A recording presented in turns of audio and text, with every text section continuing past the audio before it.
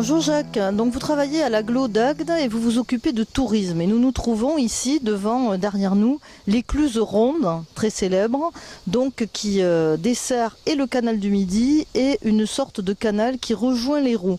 Ça veut dire que ce grand canal du Midi n'a pas pris Agde comme étape directe. Étape pas tout à fait directe, une étape on va dire indirecte. Le choix de Riquet se porte essentiellement sur les deux extrémités. Toulouse, c'était incontournable. Par contre, on ne sait pas où on va déboucher exactement en Méditerranée. Et puis après, il y a un chapelet de villes, étape, Castelnaudary et Carcassonne. On détermine un temps, Agde, comme étant effectivement une site sur lequel il y a un intérêt particulier, tout simplement parce qu'on est à proximité de la mer, avec un débouché historique. C'est par là que les Phocéens sont arrivés. Donc on s'était dit qu'il y avait possibilité, un port qui est déjà constitué, qui fonctionne bien. Donc il y a certainement une petite bretelle qui nous permettait de relier le canal du Midi à Agde, via le Cannelet qui se trouve juste derrière. Alors c'est ce que nous a eu appelé de la belle ouvrage, cette écluse ronde. Elle est assez massive au niveau réalisation et elle a dû être assez compliquée puisqu'en fait au lieu d'avoir deux ouvertures d'écluse comme on les a normalement, on a une ouverture latérale. Qu'est-ce que vous pensez techniquement de cette réalisation ? Dans le cadre de son projet, Riquet va innover, il va créer tout un tas de choses et notamment effectivement cette écluse ronde qui est tout simplement une plateforme de distribution. Pourquoi ? Parce qu'il faut, dans le cadre classique d'une écluse, avoir une sortie et une entrée, l'écluse ovoïde classique, mais on a là la nécessité de rejoindre l'Hérault. Donc, il réfléchit et il se dit, parce que là c'est effectivement une innovation, c'est la première fois qu'on crée ce genre d'équipement au monde. On en a une actuellement qui a été construite en 1850 pour relier la Lys et la Loire, mais là, à l'époque, au XVIIe siècle, on est sur cette nécessité de rotule et c'est la première fois que ça se construit. Riquet va innover, il le fera un petit peu plus loin du côté d'Agde, de Béziers pour relier ou permettre en tout cas le canal de passer sous une montagne. Il le fait sur des épanchoirs, sur des écluses pont-canal, des choses comme ça. Voilà. Donc là effectivement on a un bel ouvrage qui a été un petit peu modifié dans les années 70 parce qu'on avait nécessité d'adapter le gabarit du canal du Midi au gabarit européen, à savoir le gabarit Freycinet.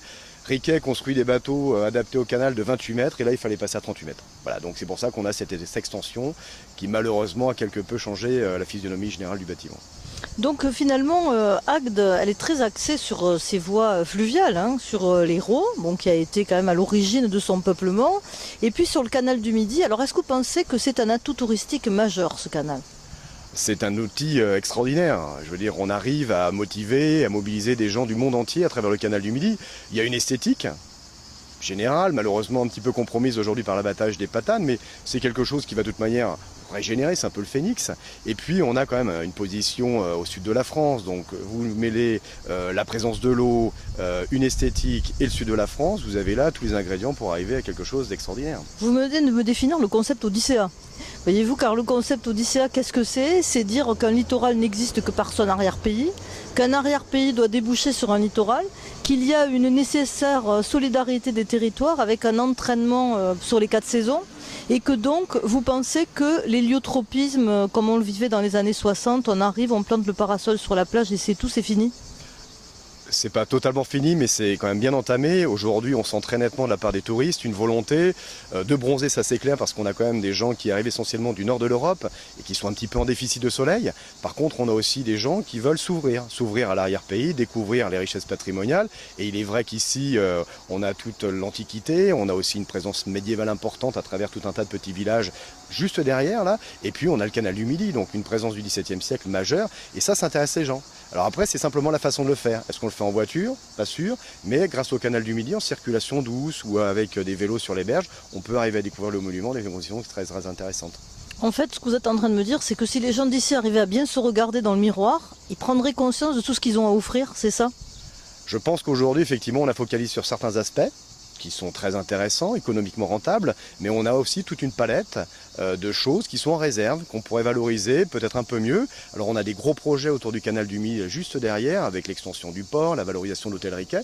Donc là, effectivement, je pense qu'on a un petit peu en réserve des choses qui pourraient se développer et s'améliorer en termes de valorisation dans les années à venir. Donc un vrai potentiel ? Un très très gros potentiel. Merci Jacques.